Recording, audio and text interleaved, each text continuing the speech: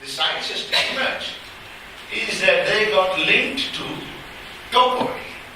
That is, those ideas from theology which migrated into the world of common sense. So now, Europe had three things. Europe had a very definite notion of theory. Europe had a definite reasonableness. Europe had a different cluster of topoi. And now, making them coherent meant developing them into systematic theories. So the science, as we know today, has both properties. On the one hand, it looks like the reasonableness itself exemplified. Surely a reasonable way of understanding the world. Surely we have to understand the world and understand everything in the world, and our beliefs must be compatible. Theories develop. Science appears a very reasonable enterprise. But at the same time, the practicing scientist, or the idea behind it, carries the force of this rationality, which tries to seek the foundation. The foundation of what? Of both human reason and what it tries to do for the last 6-7 centuries is give a foundation to human practice itself in reason. What does it mean? Well, let's take our contemporary Indians today. We believe, maybe Indians are not the best example, maybe Europeans are a better example, or Americans. They believe that if you want to build a just society, you must first know what justice is. If you want to be a good father, you must know what it means to be a good father. If you want to be an egalitarian society, well, you should know what egalitarianism is. If you want to build a society which consists of equality, well, you need a theory of equality first. This is what I mean by founding human practices in reason. There was this attempt also in the Greeks, and so, or at least some of them. And so you also had the development in Greece, a branch of philosophy called skepticism. What does skepticism do? It shows that your reason itself is not founded on reason, and it cannot be founded on reason. Meaning what? Well, I assume, for example, that all of you people are not figments of my imagination, you really exist. Skepticism asks, how do you know that? How can you prove that? And there's a beautiful, to show you how important the problem is, there is a beautiful Zen code. I mean, it's attributed to many people, so I attribute it to the Zen master. It appears one day a student of a Zen master came to the Zen master and said, "Master, today I had a dream." "What was your dream?" "I dreamt I was a butterfly." The master says, "How do you know that it is not the butterfly now which is dreaming that it is a man?" And of course the people got enlightened. That is what happens with Zen code. You suddenly get enlightened. Anyway, I haven't got enlightened. I don't think you have got enlightened. So that means I'm not telling the code properly. Now this is a very, very important question in philosophy. How do we know other people exist? How do we know the world exists? How do we know we are not deceived by the world? By our sensations, by our perceptions, and so on and so forth. So in fact, entire sections of philosophy for 2,000 years have been discussing these questions. So skepticism in Greek philosophy challenges the pretension of reason to give foundations to everything, including human practice, by asking the question, reason, you cannot give a foundation to yourself. So what the hell are you trying to give foundations to society? For example, we believe all societies must be built on good values. Well, this is a pretension of rationality. Because rationality says you have to build them on values which reason discovers, like equality, liberty, fraternity, and so on and so forth. And this is a sickness, in some senses, that comes from theology which appropriates Greek philosophy, or a religion, Christian religion, which appropriates Greek philosophy and puts it into its heart to transform it into theology. So therefore, a lot of people in the West have been very critical of the notion of rationality. And this is one of their, I think, insights. There is something wrong with the notion of rationality. Even though there are multiple notions of rationalities. What is interesting for us is not that, even though, of course, remember, inquiry by rationality, by human reason, is extremely important because it tells us the limits of human reason. So we need that inquiry. But what natural sciences are, is actually as they begin to develop,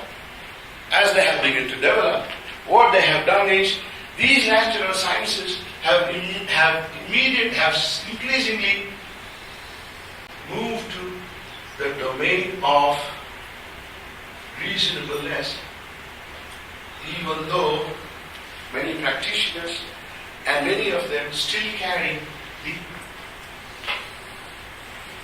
stigma of rationality. So what in fact we are seeing increasingly in the last 50 to 100 years of philosophies and histories of science is to show the utter reasonableness of natural sciences. And law, even in Europe today, or in America, or anywhere else, including India, is basically an expression of human reason. So what is happening then? To come back, here is my proposal.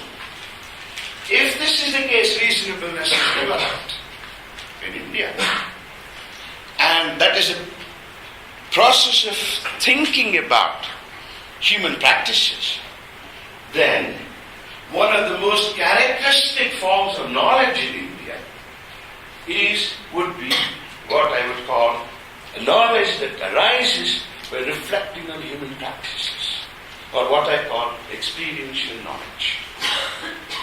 So although, to answer the question I raised yesterday, what has India done in 3,500 years? At least one thing it will have done. It will have built institutions and structures of thought which embody and which teach us how to think about experience, how to improve human practices, and how to transmit it, and how to teach it. So today, therefore, in reasonableness you find sciences are moving towards it. Philosophers and historians of science are moving towards it. There are many, many natural scientists, perhaps the majority of them, still are stuck to this idea of rationality. Even though perverse, it is extremely important to us because it points out, that's the only research which points out to us the limitations of human reason. And what we have to develop, consciously develop, is the notion of reasonableness as a process of thinking. And reasonableness is nothing more, nothing less than simply making your common sense ideas into a complete, consistent, coherent whole. And one of the ways of doing so is by building theories about it. Now very briefly about topoi. Now this is true of all cultures, this is abstract structure. Each culture also has, and this is where you have to be clear, each society also has topoi, that is ideas which emerge perhaps as a result of reflection about human practices, which can be evolved into clear theories. They exist in all cultures. So what is specific about Western cultures is, it transforms ideas from theology and makes them into their topoi.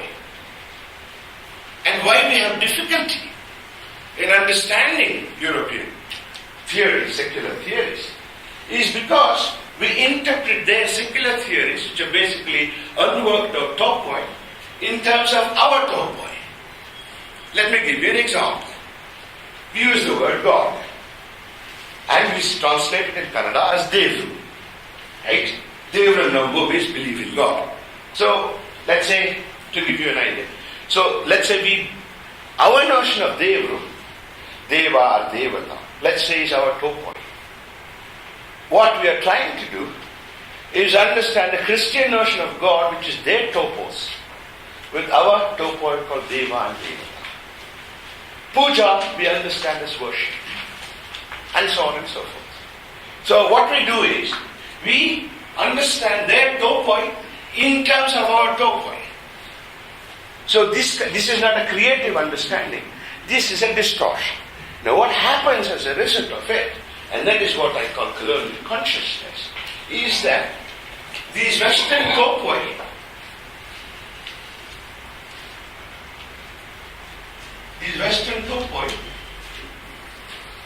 infiltrate Indian common sense and transform Indian topoi, or make Indian topoi hollow.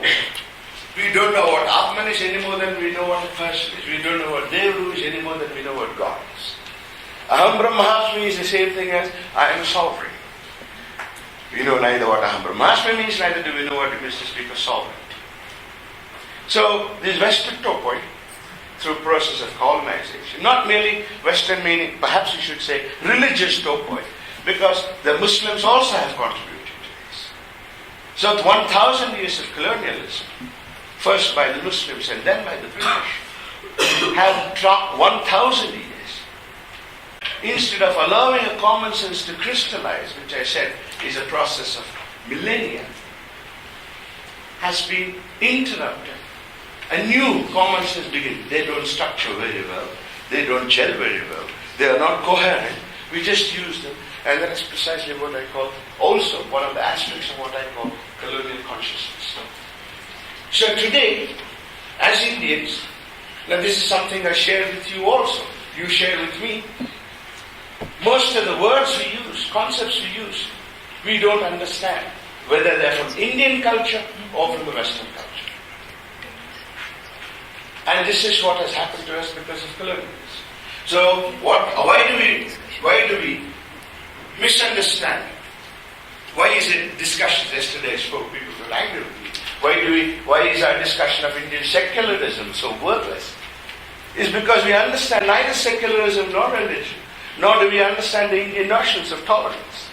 Our topoi has become hollow, and we use that topoi to understand Western topoi. And we cannot understand neither, we distort them both.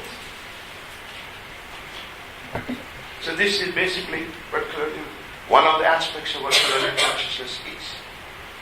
So this is the underlying framework which we are at the moment developing. And you will find therefore that because of the domination of this, it is appropriate to call Western culture as something that produces theoretical knowledge, which I say the natural sciences. Because they're produced from both rationality and later on by reason. But still present elements.